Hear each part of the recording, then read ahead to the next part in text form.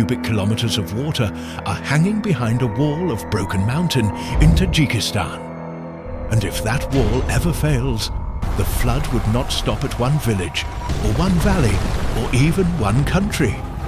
Lake Sarez is not just a lake. It is a disaster that never fully ended. It was created in 1911, when a violent earthquake in the Pamirs triggered a colossal landslide, blocking the Murghob River and forming the Usoi Dam, one of the largest natural dams on Earth. Today, the lake stretches through a long, barren mountain corridor, dark blue and almost unnaturally still, held high above the valleys by the remains of a collapse. From a distance, it looks beautiful, remote, untouchable. But that beauty is exactly what makes it so deceptive. This lake was not carved slowly by peace. It was born in violence. A mountain fell, a valley was sealed, and an entire village named Usoi was buried so completely that the dam took its name from the settlement beneath it. That origin changes everything you see. The water stops feeling natural. The shoreline stops feeling stable. Even the silence feels different. Because Lake Sarez is not held back by concrete or steel. It is held back by the debris of a mountain that already failed once. And walls built from failure never feel fully still. The scale of that wall is part of the nightmare. The Usoi Dam is not some low ridge of rubble beside a quiet lake. It is a colossal mass of broken earth and rock, rising hundreds of meters above the valley floor, holding back a lake more than 50 kilometers long. That means this is not just a mountain lake with a landslide story attached to it. It is a huge suspended system. Water, unstable slopes, earthquake country, narrow valleys, and a natural barrier large enough to feel permanent until you remember how it was created. The first horror is how quickly this world came into existence. One quake, one giant slope collapse, one river blocked. Then the water began to rise behind the debris until a vast lake was suspended high in the mountains. It sounds prehistoric, almost mythical, but it happened in human history. That is what makes Lake Sarez so unnerving. This is not some ancient scar we can safely imagine as complete. It is recent enough to feel personal and unfinished enough to feel dangerous. And that unfinished feeling is the real nightmare.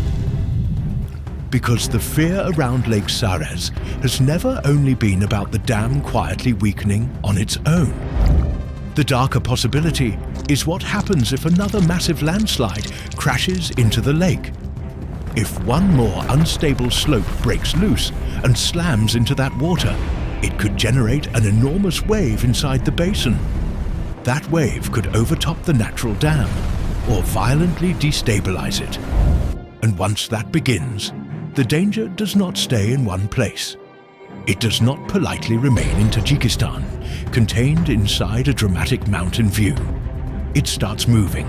That is when Lake Sarez becomes something much more frightening than a remote geological curiosity. The flood path would begin in the Batang Valley. Then it would rush into the Panj River system, where the river forms part of the border between Tajikistan and Afghanistan. From there, the disaster could continue into the Amu Darya Basin, threatening communities, farmland, roads, bridges, and critical infrastructure far beyond the original lake. Tajikistan would face the first direct impact. Afghanistan would be pulled into the danger almost immediately. And farther downstream, the consequences could spread toward Uzbekistan and Turkmenistan through one of Central Asia's most important river systems.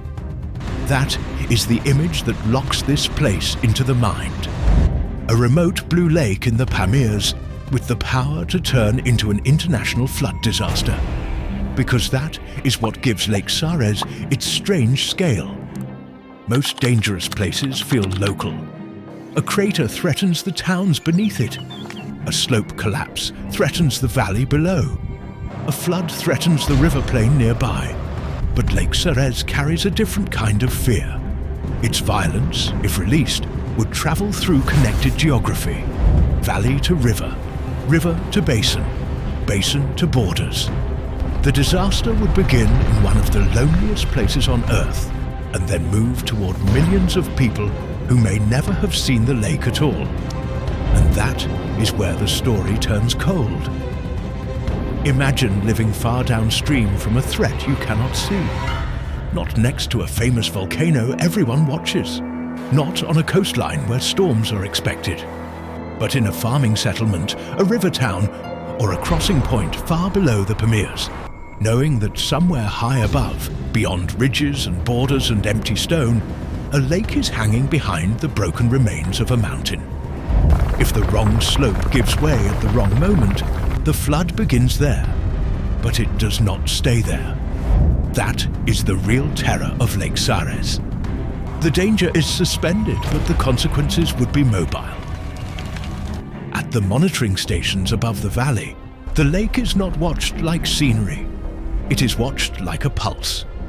For the people who live and work around this threat, Lake Sarez is not just a beautiful blue shape between mountains. It is a question that never fully leaves the room. What happens if the mountain moves again?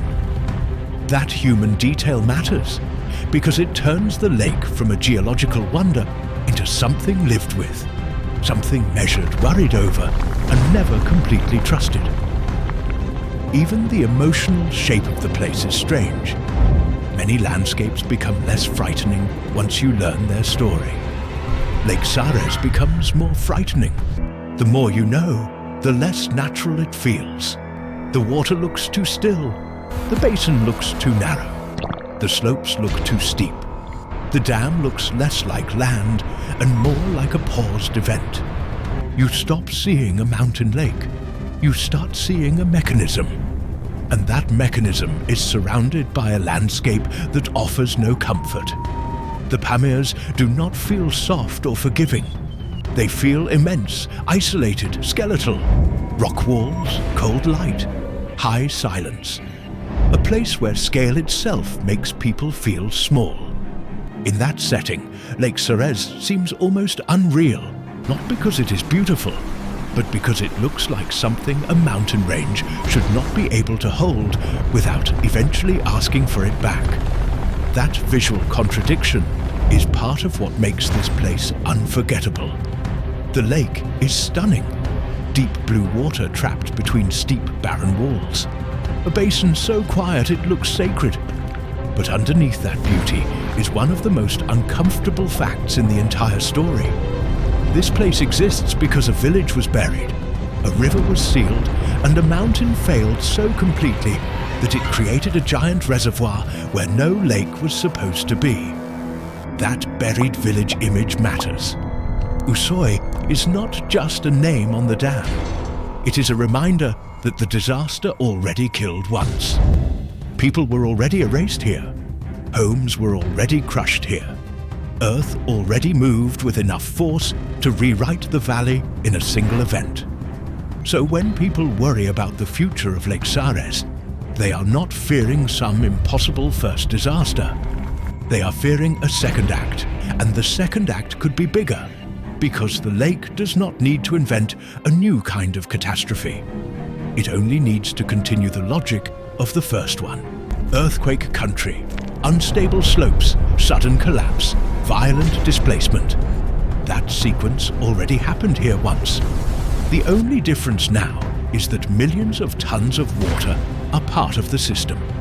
That means every unstable slope above Lake Sarez carries a darker implication than an ordinary mountain landslide.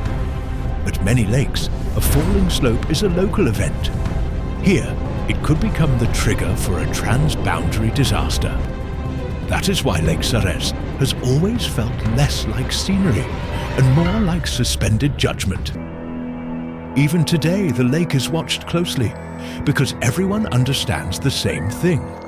This is not a dead landscape, only a quiet one. Nothing has to happen tonight for the place to feel dangerous tonight.